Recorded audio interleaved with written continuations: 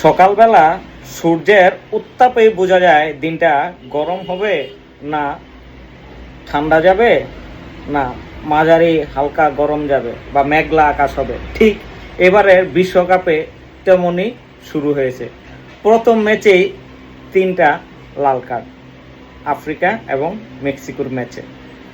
এতে করে বোঝা যাচ্ছে যে এবারের বিশ্বকাপে লাল কার্ডের পরিমাণটা কত ভারী হতে যাচ্ছে।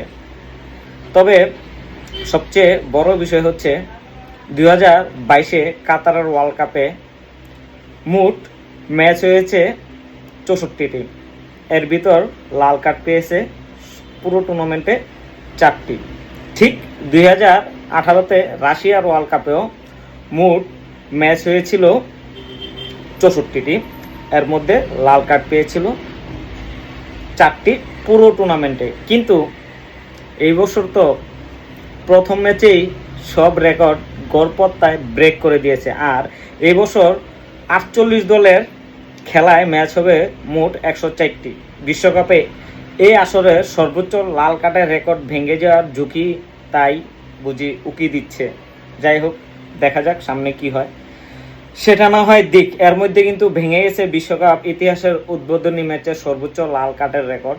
1990 সালের বিশ্বকাপের প্রথম ম্যাচে ডিফেন্সিং চ্যাম্পিয়ন আর্জেন্টিনাকে 1-0 গোলে হারিয়ে চমক দেওয়া আফ্রিকার অদম্য সিংহ ক্যামেরুনের দখলে ছিল এতদিন এই রেকর্ডটি। সে লাল কার্ড দেখানো ক্যামেরুনের আন্দ্রে কানা ও বিগ ও বেঞ্জামিন মাসিং। আজ থেকে এবারের বিশ্বকাপে উদ্বোধনী ম্যাচে দক্ষিণ আফ্রিকার বিপক্ষে মেক্সিকো 2-0 গোলে জয়ের ম্যাচের পেছনে পড়ল 36 বছর আগের সেই রেকর্ড। মেক্সিকো এবং দক্ষিণ আফ্রিকা যৌথভাবে প্রযোজনায় লাল কার্ড দেখা গেল 3টি।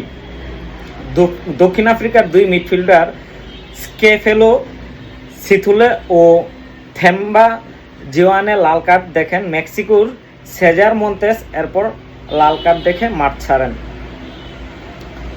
তবে জিওয়ানের লাল কার্ডটা মেনে নিতে পারেননি দক্ষিণ আফ্রিকার কোচ হুগো ব্রুস।